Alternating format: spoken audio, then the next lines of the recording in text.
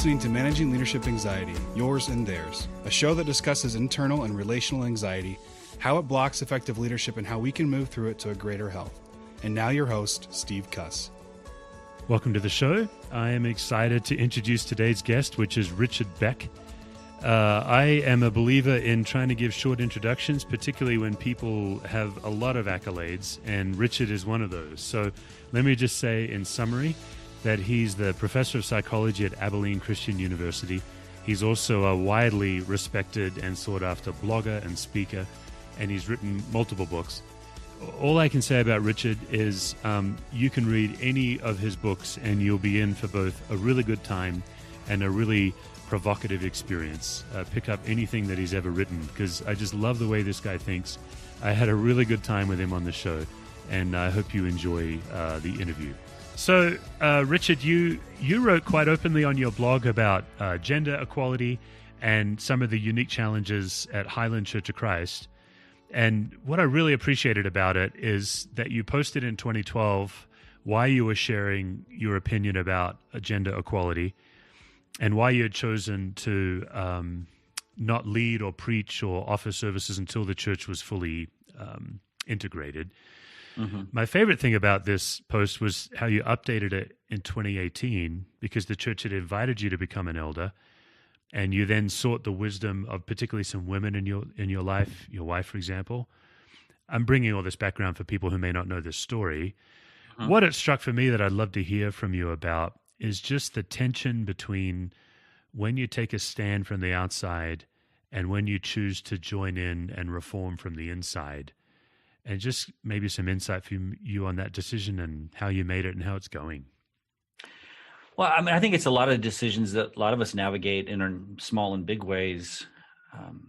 And for me, the first season of that discernment was asking permission from my wife and from other women, and said, I can sit this conversation out on the outside in solidarity with you. And insert my voice from the outside of the leadership roles of my church, or having been given this invitation to be an elder, to be on the inside of the conversation, go on the inside and represent those voices on the inside. The concern, I think, with that is that you don't know how those conversations are going to go, and you're going to once you kind of enter in the inside of the system, you have to honor that system and be a team player and honor the democracy of how those decisions are going to be made. And we haven't quite yet reached that season of discernment yet. And so there is a lot of anxiety.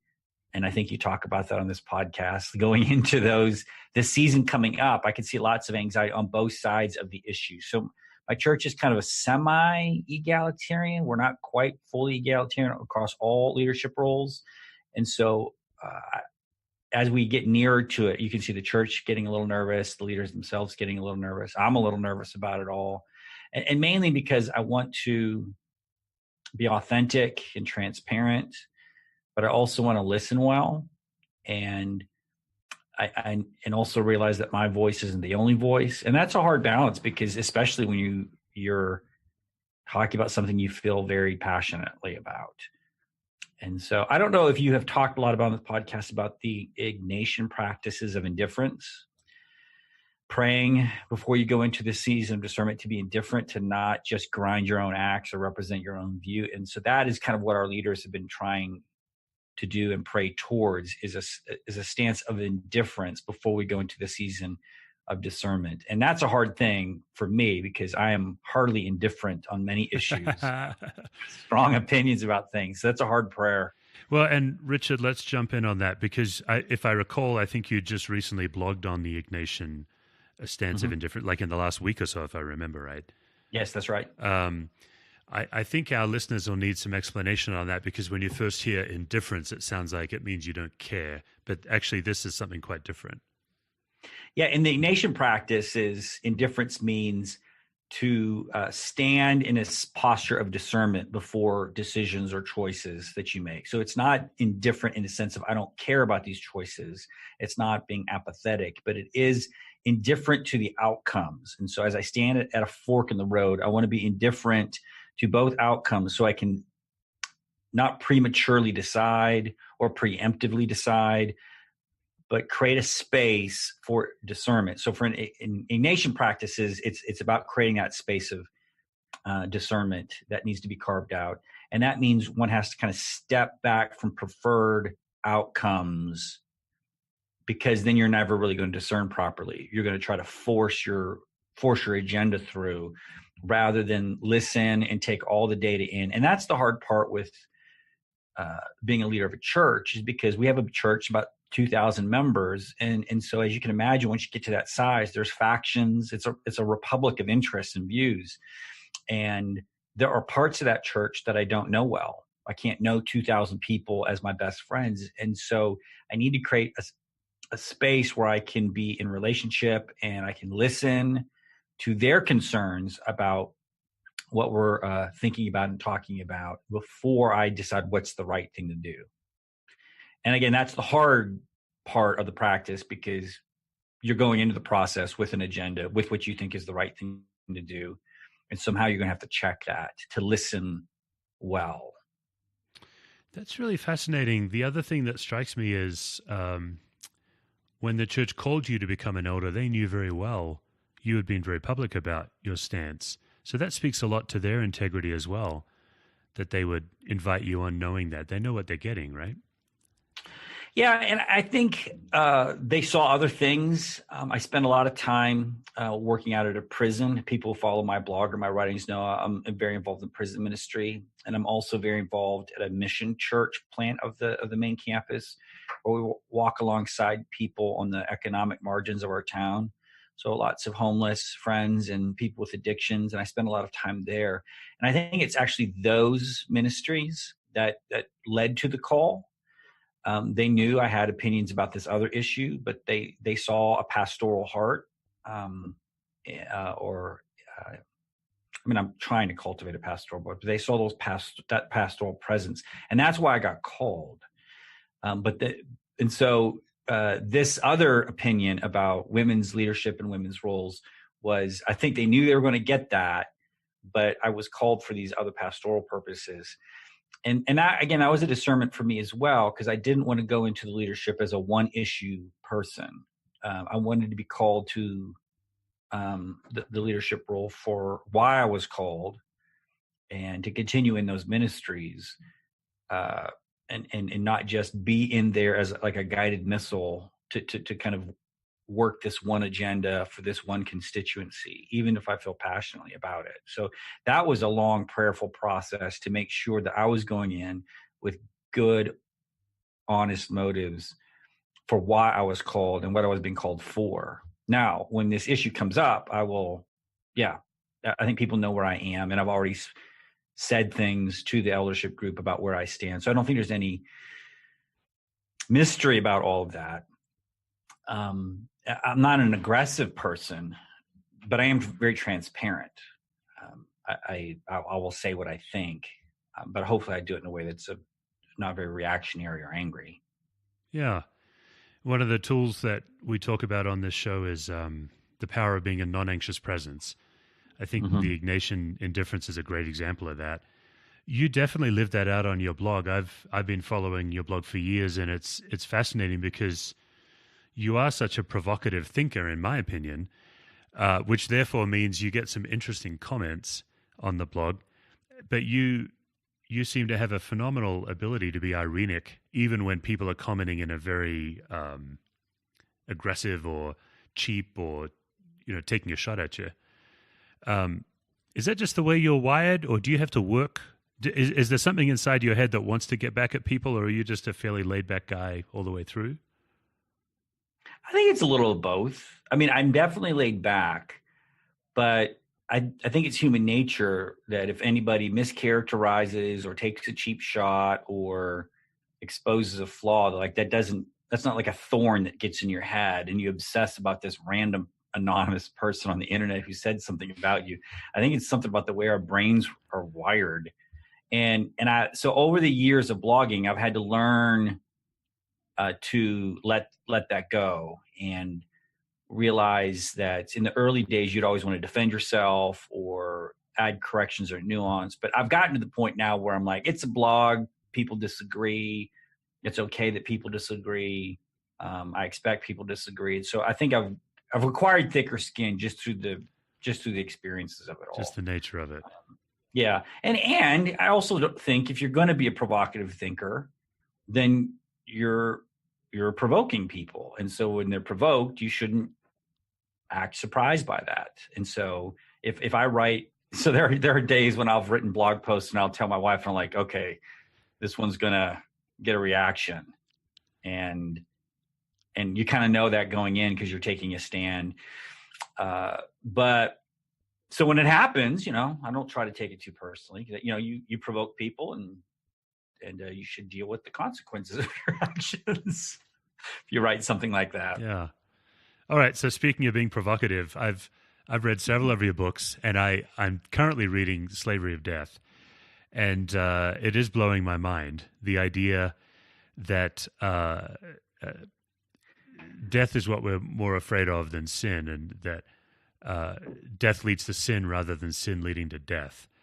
Would you mind just setting up how you came to that for people who haven't been exposed to this idea or this book? Well, let me tell you a little autobiographically. So for me as a psychologist, I've always been fascinated by existential psychology. And I've read the book that kind of knocked my socks off in graduate school is a book by Ernest Becker called The Denial of Death. And he kind of puts the fear of death as the great anxious rumbling beneath all of civilization and at the root of our psychology. And so I've always found that a very compelling description of human psychology.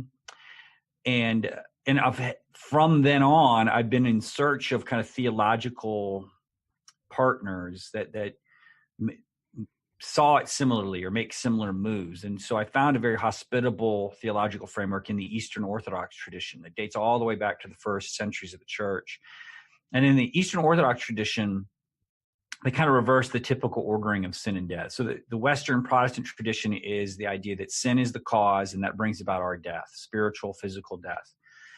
And so Adam and Eve sin, original sin, and that brings death into the world. The Orthodox, they flip it. They don't talk about original sin. They talk about ancestral sin, where Adam and Eve, it's true, they disobey and they bring death into the world. But what we inherit from Adam and Eve isn't a sin nature. We don't inherit a kind of congenital moral defect. What we inherit is mortality, the mortal. They introduce death into the world. And so unlike Adam and Eve, we are all born dying. We're born mortal creatures. And because of that mortality, there is in us a survival instinct. We're anxious. We want to meet our needs. We want to hoard resources. We want to achieve a significant life. And so that to deal with the anxiety, the survival anxiety. And so the idea there is that the anxiety produced by being a mortal, finite creature creates our selfishness and our competitiveness and even our violence.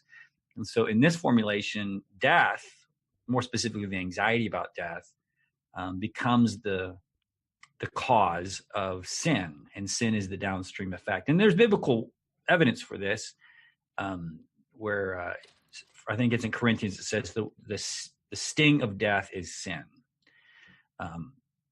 So all that to say, that's not to deny the kind of, Romans where it says the wages of sin is death. It's to suggest that in the biblical narrative, death and sin are very in a complex, wound up causal back and forth there.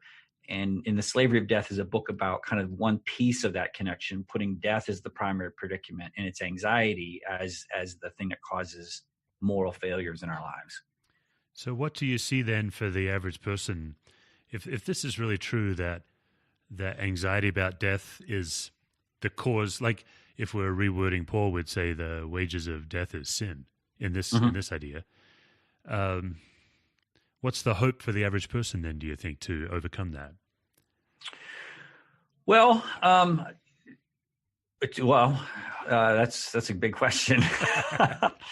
Another verse here before I launch into an answer is I put Hebrews 2 verses 14 and 15 at the center of the book. And it talks about how Jesus comes to destroy the power of the devil, which is death. And the phrase I grab a hold of is to set us free who who are enslaved all our lives by the fear of death. And so the fear of death in that Hebrews text is the tool of the devil. And our predicament is described as kind of a lifelong slavery to this fear. So well, in the book, I mean, I think just the fear manifests in two different ways. First of all, I would say for those in your audience who aren't very existentially oriented, this can kind of sound very philosophical or not very relevant. When I preach this message to churches, there's not like a lot of people in the audience go like, I'm not afraid of death. I don't fear death. I believe in heaven. Like they don't see themselves in this description. So you have to unpack what the fear of death feels like. And so I use kind of a psychological distinction between basic anxiety and neurotic anxiety. And basic anxiety is just kind of your survival anxiety, the anxiety of the fight or flight response. But for us, it mainly shows up in resource allocation. So people might not feel like they are under imminent threat of death.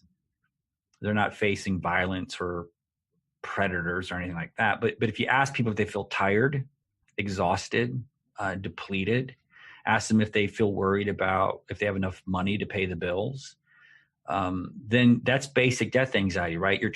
You're monitoring the resources of life and you're coming up lacking. You don't have the energy or the time or the money to meet your needs or the needs of your loved ones. And the minute you mention fatigue or paying bills, most people start nodding and kind of go like, yeah, I feel that. I feel that I live in a psychology of scarcity, and I'm always managing scarcity.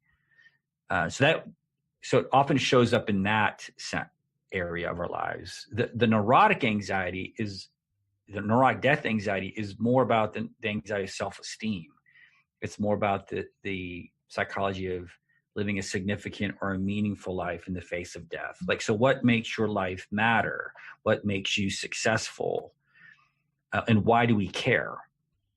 And if you peel that onion back far enough, why would anybody care about living a meaningful, significant life? And the answer is because in the face of death, and this is, it's kind of Ecclesiastes too, we don't want everything that we've built to be washed away in the face of death. We want something to last.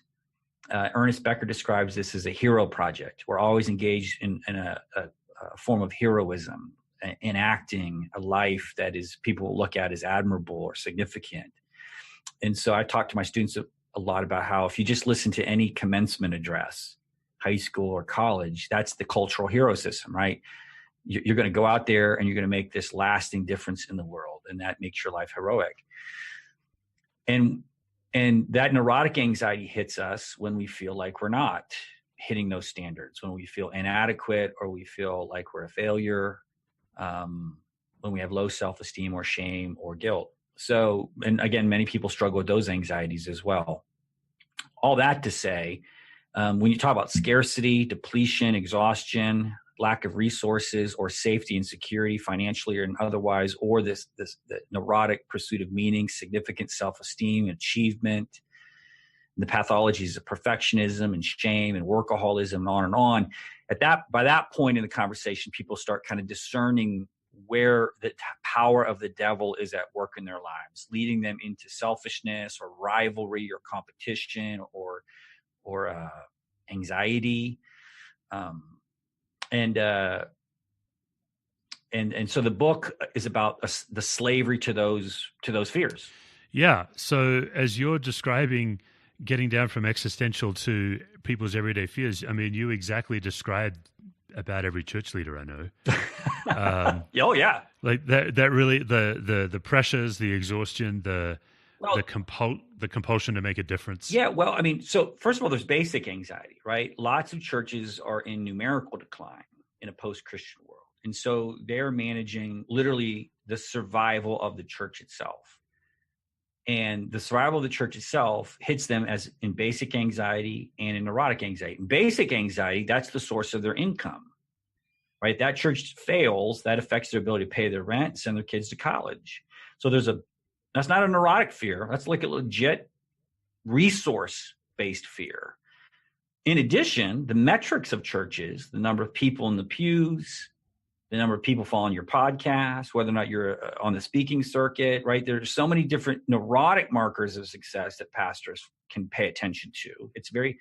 Those metrics are always in front of them as they look at the people sitting in the pews on a Sunday and the contributions and that, and as they're reading books by church planners and mega churches, and they're looking at their church of 200 people, and the neurotic feedback about not being good at your job or a failure is there as well. So they're getting pinched in both sorts of anxieties. They have financial anxieties about that struggling church, and then the fact that the church is struggling is commenting a lot about their own worthwhileness and significance and competencies. So I would think that would be a very anxiety-inducing career. Yeah, you've been engaged with church leaders for quite a while, right? Like a few decades. Mm-hmm. What's new? Is there nothing new under the sun with church leaders, or are church leaders under more pressure than ever before? What's your opinion on that? What are you seeing? Well, I mean, I don't know than ever before, but I definitely think we're in a post-Christian culture, and that churches are experiencing across the board demographic declines, and that is shrinking churches. And I think that is I don't know if that's new, but it's definitely what's happening right now. And so it is that work is getting harder and harder. And I think we're all feeling it. I know you said you had a lot of parents that listen to this podcast. I know a lot of parents feel like they're trying to. Well, I said this in our small group. We're part of a small group at our church, and we're all parents of teenagers and young college kids, and thinking about passing on the faith to them. And we find ourselves as kind of evangelists to our own children. And the comment I said is, like, we're all missionaries in our own home, trying to persuade our children that this church thing, this Christian walk is worthwhile, and it's something that we want them to participate in. And so there's a lot of anxiety about our children's faith in the home as well. And obviously the downstream effect is on the church, because we're not keeping our young people, and that creates that demographic slide that we were talking about. So I think there's anxiety all across the board, from the church leaders and to the Christian parents at home.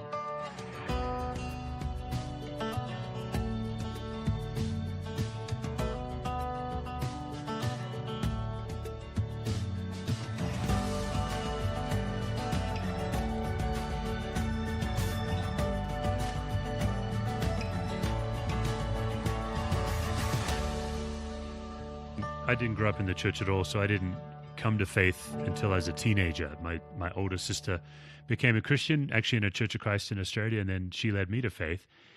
And I was in my mid-20s when I really hit a fairly solid wall of doubt. I'd done my hospital chaplaincy. I was in grad school doing a theology degree. And that was then like a 10-year journey for me of that whole orientation, disorientation, reorientation.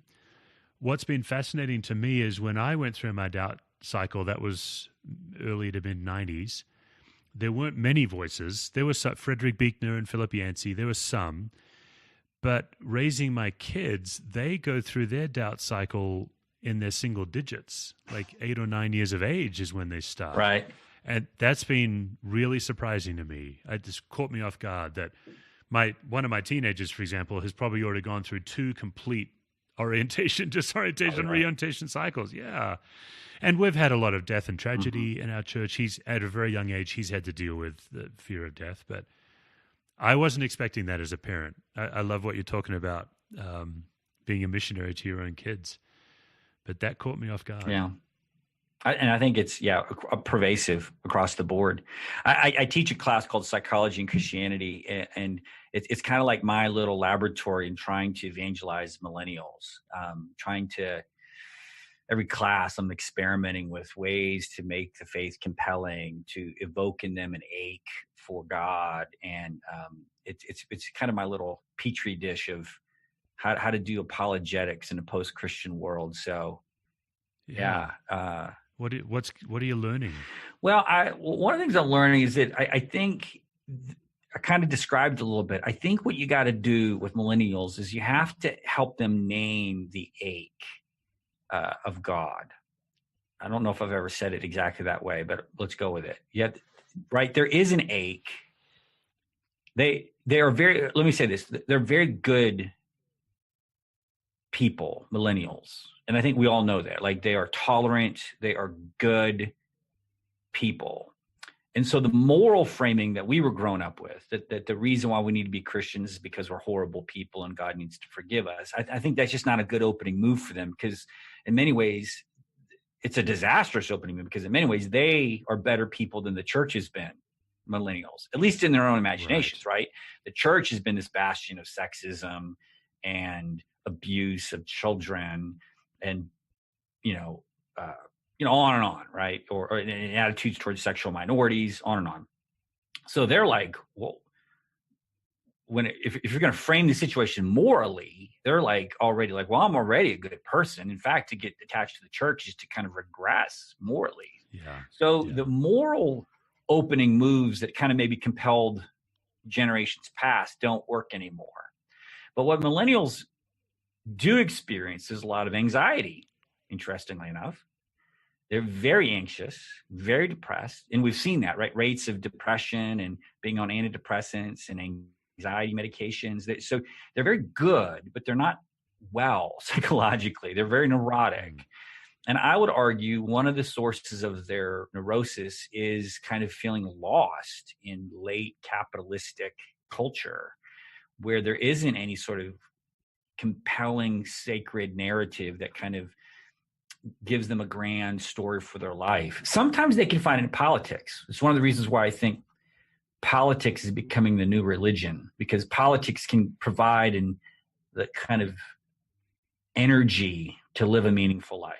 So if there's this neurotic vacuum that we're trying to fill with meaning and significance, politics can give you a heroic role to play. And so I think that's one of the reasons why I think you see millennials attracted to political activism is yes, they're good people, but it's also a way to get meaning out of life that has lost its sacred order. The trouble with that is that social justice activism can also chew you up and spit you out. It can be a very anxiety-inducing world to be in. If you make a mistake on Twitter, you can get expelled as a heretic by the social justice group as well. So it's a very we've moved back to public shaming as a culture. Yeah, so it's so even though you're doing good work out there, it's anxious work, right? You got you don't know who you're, where you stand. Off. Well, and I'm very aware as a white man, there's a lot that I can't speak into, but it also seems like a lot of the anxiety is produced because there's no patience anymore for change. It all has to be. It feels like there's multiple more causes and multiple less time to get it right. Yeah, and when you reduce it to just political activism, again, that creates a very competitive rivalry back and forth every 4 years about who's going to win the next election, and that just ratchets up the anxiety about what's going to happen in the next election. So elections now are very anxiety-inducing, and we go up and we go down with joy and despair depending on how that goes, and that just exacerbates our emotional turmoil. Anyway, all that to say is, with my college students, the thing I try to do with them is I try to kind of evoke in them an ache for God or the kingdom of God, and then help them name that particular ache as the absence of God. And then the idea there being is then that can create a yearning in them for something that would fill that void. But if they can't name it or see it, then they can't yearn for it and they can't pursue it. And so I try to help. So I spend a lot of time trying to paint a vision of what they want and what the kingdom of God gives them in such a way that they go, oh, that's a glass of cool water. For me, like, oh man, I want that. I would love, that. So I try to do that. I try to attract them with beauty rather than with a moral frame. So I try to use aesthetics and I appeal to them emotionally in what they're I guess in their need is a way to say it. Mm. So yeah, I try to evoke an ache for God in them. And I'm not saying I do that well. It's just like I said, what I'm experimenting with. Yeah. It reminds me of a friend of mine named Brian Mavis. He says you have to decide if the gospel is a boxing match or a beauty contest. Oh, I like that. And Yeah. yeah, I thought that was really good. And that's what you're saying. It's the most beautiful story wins. And it is a beautiful story. The freedom in Christ is magnificent. But yeah, you're right. It's the church. Unfortunately, even as we speak, the amount of stories coming out about church abuse is legion. Oh yeah. Yeah. It's horrifying. Well, all this talk about anxiety and death, these are good times. Such a feel-good podcast. Yeah, I know. That's what I do. I make people, I'm just not happy unless everyone's miserable. Yeah. Then I feel better. But you mentioned the Ignatian indifference. Is there another just tool or technique you use that really helps you either lower your own anxiety or when you notice it in a group, help de-escalate someone else's anxiety? I mean, the big move I make in the slavery of death, because earlier you talked about what's the hope for this. In my blog recently, I've described this as kind of the choice we all face, which is kind of neurosis or grace. And what I mean by that is, if your self-esteem and your significance is a hero project, something you have to earn or perform for, you're condemning your whole life to this neurotic pursuit. You're either going to be winning or losing. And even winning is anxiety inducing because we don't win. You're winning until you're not anymore. You're winning until your church stops growing, or you're winning until you're shamed by the person who's outperforming you. I mean, even the winners are very anxious. So it's a roller coaster ride. So you're either going to kind of play that game where every day is work to earn your significance, or you accept that as an act of grace. And that might seem very trivial, but I really think that's the secret of kind of what happens to Jesus at his baptism, is that he kind of receives his identity as God's beloved, and then he begins his work. But he begins with that identity. You are loved, and he operates out of that core. And I think that's why Jesus was a non-anxious presence, because in any given interaction, he did not have to compete or perform in that interaction to win. He was never trying to win anything. He'd already kind of won because of the Father. And so nothing was at stake in the situation. So he didn't have to impress that person in front of him or name drop or give them their business card or have that neurotic tape playing in his head, like, what are they thinking about me? Am I looking like an idiot? He wasn't neurotic in that sense. And I think it was because he was operating out of a sense of identity. And the trouble is, we kind of know that. Intellectually, we know that. But I don't know if many of us actually feel it somatically, like deeply in the limbic systems of our brain. I think most of us are operating out of our amygdala. And so therefore every situation is triggering these threat responses, these emotional threat, and that's where the anxiety comes from. So I don't know if grace has healed our brains yet. Like, we know we're God's child and we're beloved in the frontal cortex. Like, it's an intellectual proposition for us, but for it to seep down to where it is impacting anxiety in the deep emotional structures of the brain, that to me is the hard part. People are Christians cerebrally, but they're not Christians with their amygdala. That's the weirdest thing I've ever said, but does that make sense?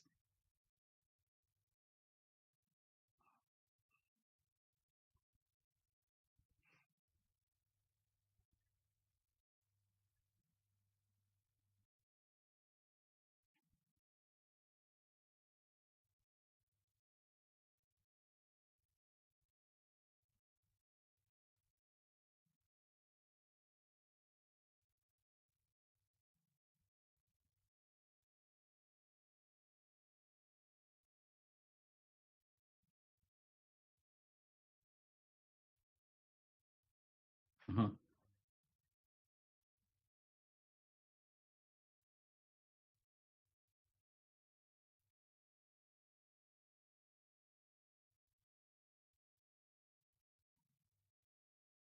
Yeah, and that's what I've told. That's what I tell my students. I go worship, prayer, going to church, spiritual disciplines. I say, they're all disciplines of memory.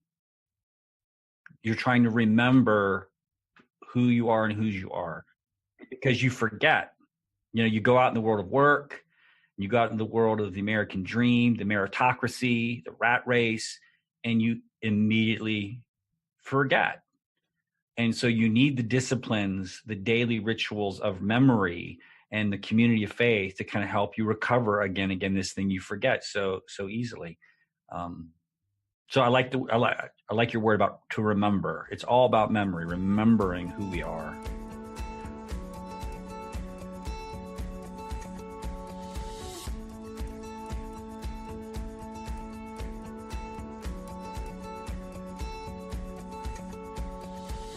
I believe anxiety begins physiologically, or at least if you can detect it physiologically, that's where you start. And so it's typically either in a spinning mind, a racing heart, or a tightening gut. Where would it first start in your life? I think it's a spinning mind. I think most of it comes to me in a race and a train of thoughts. For me, I think I carry anxiety pretty well somatically, so I don't necessarily feel it in my body first, but I do.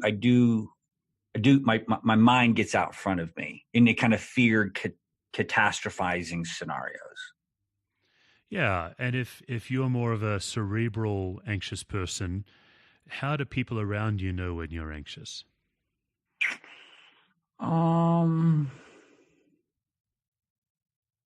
Well, my wife would say my face.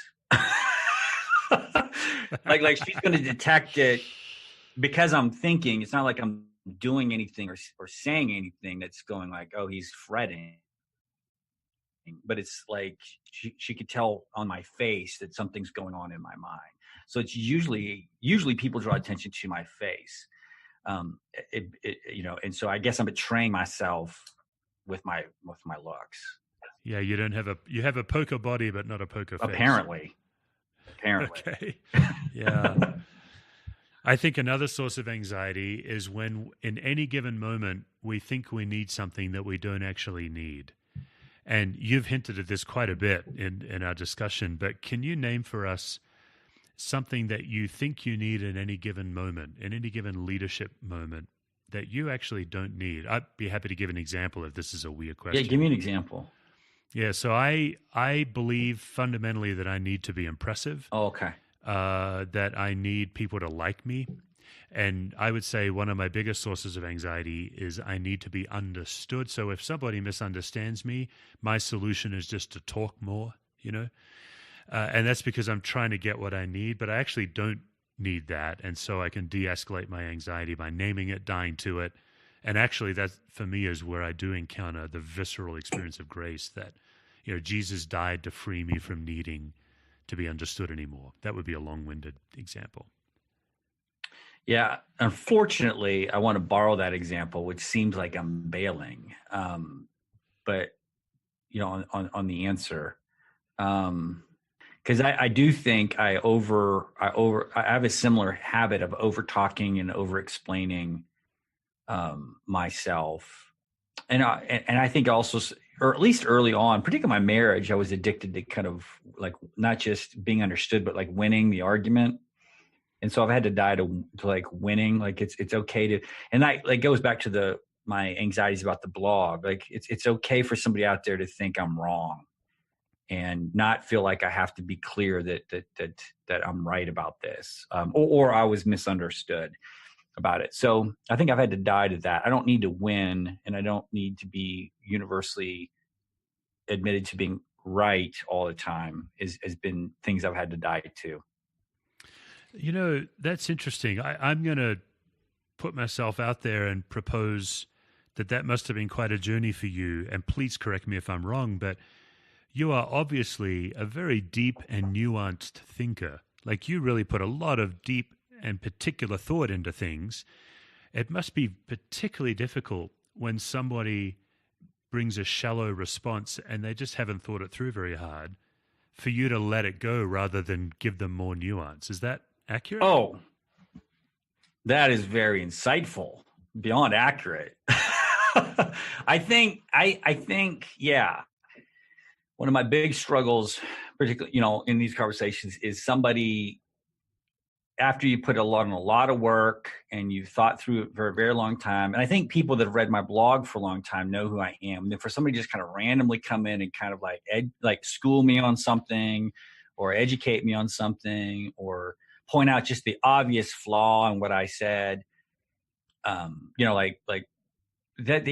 drives me crazy, because I think I felt like I've thought that through long enough. And so, yeah, so to give up rushing in and trying to demonstrate to this person that, they are the ones that have misread me, and I think that's also the biggest frustration on my blog is when people don't read what you wrote. Like they read it and they criticize you, and you're like, I qualified that up there in the second paragraph. Like I said, I'm not trying to say this. And so that drives me crazy too, because there's this comment out there where that basically says in so many words that you're an idiot or you're wrong, and you want to delete it, but it's just going to sit out there, I guess, for all eternity, and you just got to go, well, it's all right.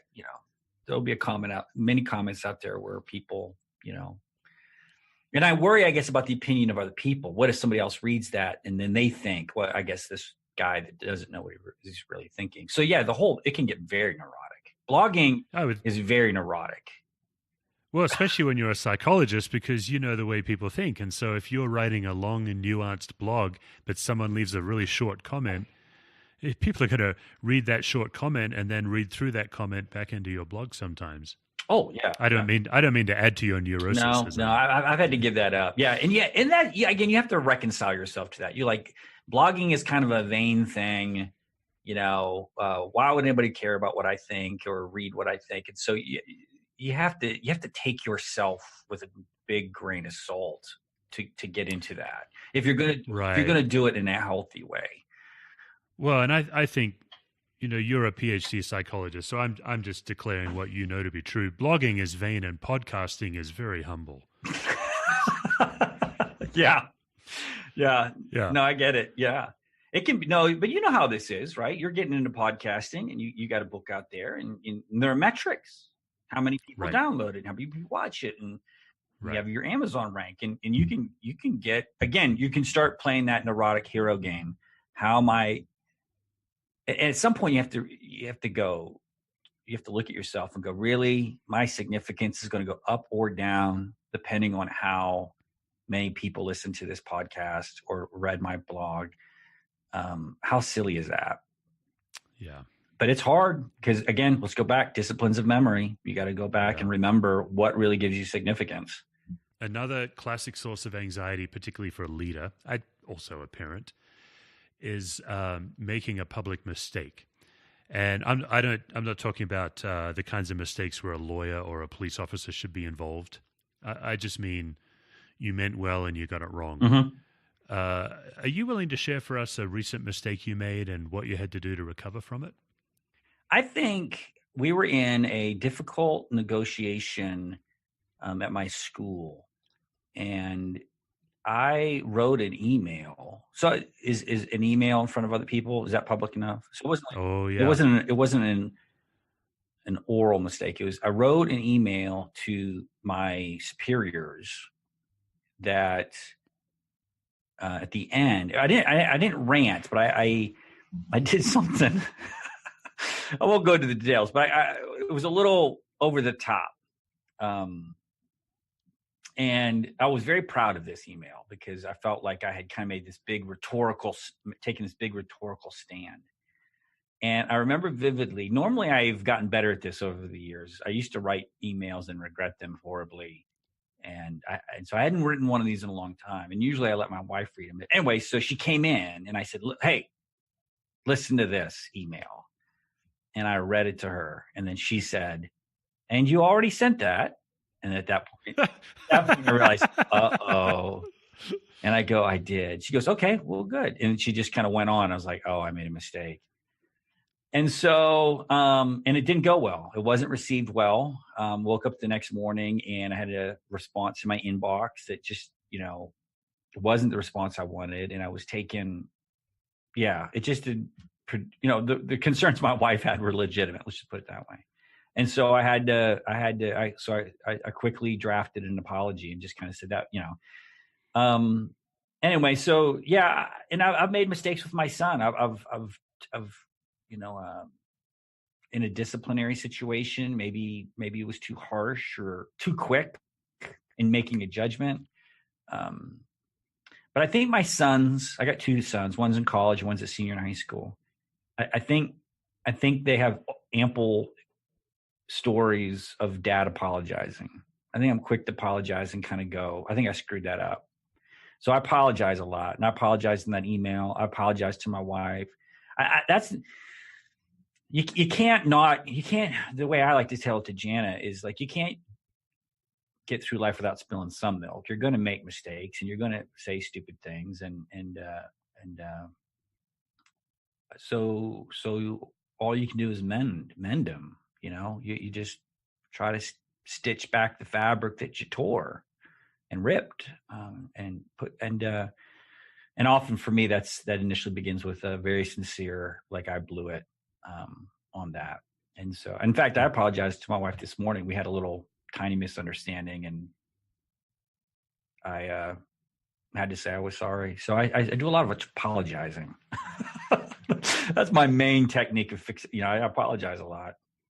Yeah, and that's a good word. I try not to, because I think some people don't want to apologize because that, but I at this point in my life, I've gotten very quick to apologize for saying I just really made a mistake there. This podcast, we spend half of our time talking about internal anxiety. We spend half of our episodes talking about group anxiety. Mm-hmm. Could you give us an example of where you've seen anxiety escalate in a group? Like our theory is that groups catch anxiety the way you catch a cold. It's highly contagious. Mm-hmm. And if a leader is able to pay attention to that as much as they're paying attention to the agenda in a meeting, they can actually get a lot further. Where have you seen anxiety catch on in a group? Oh my gosh. I work at a university. I mean, they're like highly anxious. Because universities are like, the big struggle with universities is that it's a resource allocation problem. You have all of these little republics. So I'm in the Department of Psychology, but there's a Department of History and a Department of Physics and then there's these different colleges of business, College of Bible. And so you have all these constituencies and they're all very egocentric in the sense of like what they're doing and the work that they're doing is the most important work. And then you have administrators who allocate resources. And so, and again, in a culture of scarcity, there isn't enough resources to go around. So they have to make hard choices. And so higher education is a very anxious, and it's also a distressed industry right now because the competition between universities and concerns about student load and student debt load is a big deal. And so it's a very anxious industry. And then at the local campus level, it's a culture of scarcity. Every penny that goes to another department, I feel like should have come to my department. And aren't we doing all these good things? And so I don't know if you've ever been on a college campus, but they're just, faculty are just neurotic basket cases. And the rivalries between administration and faculty is just awful because again, right, you're resentful that like you're the faculty member. You're the rock star. You're the reason the school exists, right, in the classroom. And then there's this administrator who exists in another building and they're not going to give you the pennies that you need to do your job. And so there's inherent in this relationship between administration and faculty, a suspicion and a paranoia and a distrust. And then if things are scarce or tight and budgets are tight and faculty are being let go or departments might close down and you're watching your majors plummet and yes. So I live in a world of anxiety. So how do you deal with it? Well, that email I told you I wrote about, one of the reasons why I wrote that email was because things were happening administratively that could potentially threaten, right, my department. It's and I had to, as a leader, I had to absorb a lot of anxiety. It was a really hard week. I dealt with a week of walking through these conversations with administrators in a lonely kind of way, because I wasn't going to just kind of show up in my department and like light my hair on fire and go, the world's coming to an end and we should all, lock the doors and batten the hatches. And I had to process a lot of that anxiety alone, so that when those negotiations kind of landed, I could come to my faculty in a very non-anxious way and help them, because they were going to be anxious when I laid it all out there. But I had already processed my anxiety and had answers and felt like I had done due diligence to make sure that the situation was a good situation for us as best we could get. So I think one of the things I try to do as a leader, I think my department is one of the more non-anxious. I probably shouldn't say this because people in my campus are going to listen to this podcast, but I think the psychology department is known for being kind of a very non-anxious department. And I think it's because I try to be honest with my faculty and I'll say, if there's something to worry about, I'll tell you if there's something to worry about. But if this is just neurotic gossiping and threats, and you're like I'm not, let's not waste our time worrying about things that don't exist. Let's not be anxious about phantoms. And so I will not, as a department, I don't traffic in phantoms. I said, I will give you the facts as I know them. When I hear something, I will tell you. But until that happens, you focus on the students, you do your job. And today we have good work to do. Who knows what tomorrow's going to bring? But today, stay focused on your classroom and your job. That's what I'm doing. That's what you should do. And tomorrow we'll see what happens. And so I think that's the best thing I can do for a leader, is keep people grounded in empirical reality. When you live in a culture of kind of neurotic fantasy and threats, that's to me the thing I have to help my people do. Richard, when in your life do you feel most fully and completely loved? Well, I think there's a couple places. I mean, I feel I have a good marriage, and so I'm grateful for that. And so just whenever I'm with Gianna, I'm grateful. And I realize that that's not everybody's story. And so I'm glad I have a good partner. But I also feel it out at the prison. Every Monday night, I teach a Bible study for about 50 inmates at a maximum security prison. And they're just so grateful that we come out there, that when I walk in those doors, the reception they give us week in and week out is a real blessing. I feel deeply loved when I'm with them. And that Monday nights out of the prison is a spiritual high point for me. And I'm also a bit of a mystic. Like, I kind of feel like the love of God is everywhere. And a key practice is opening oneself up to it. And so I feel it a lot, actually. I think grace is always at hand. Like Jesus said, the kingdom of God is at hand. It's in your midst. I think it's always there.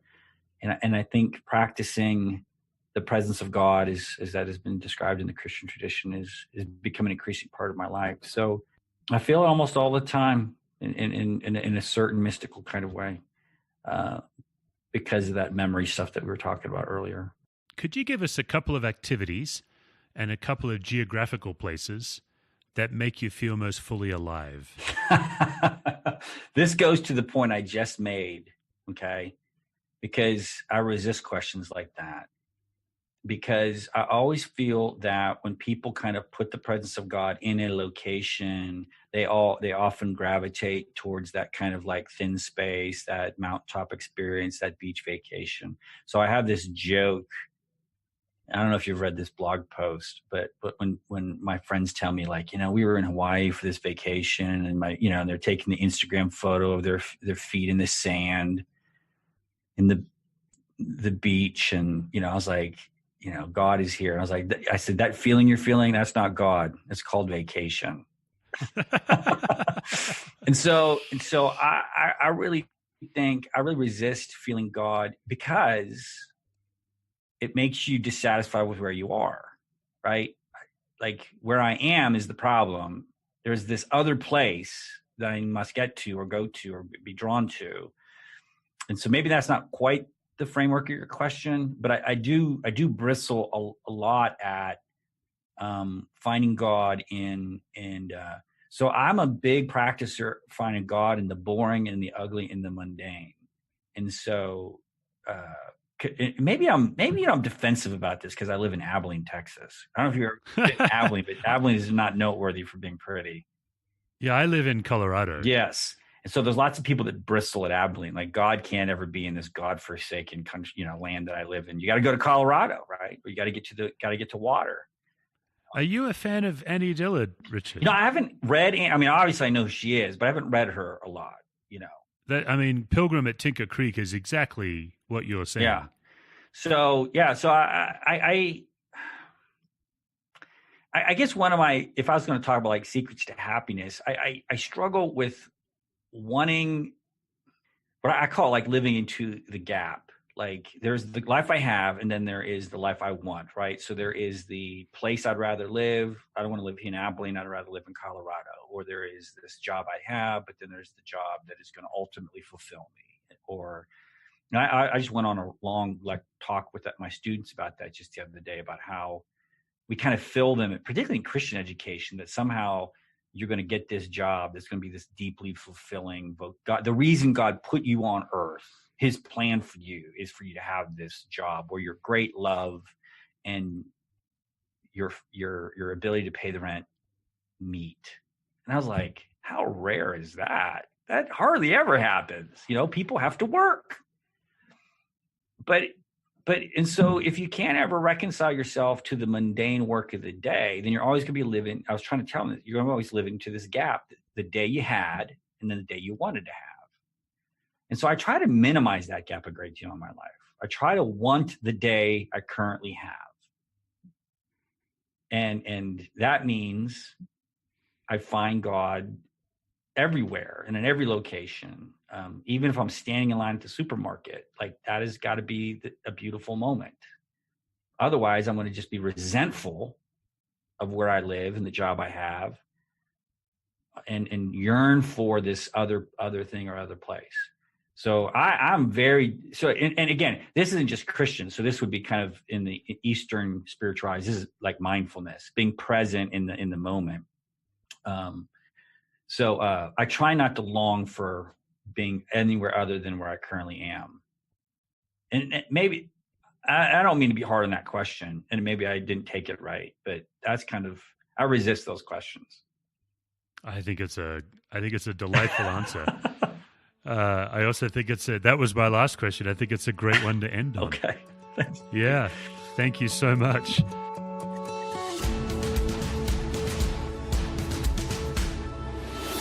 For more, go to managingleadershipanxiety.com. This episode has been a production of Brendan Reed and Steve Cuss.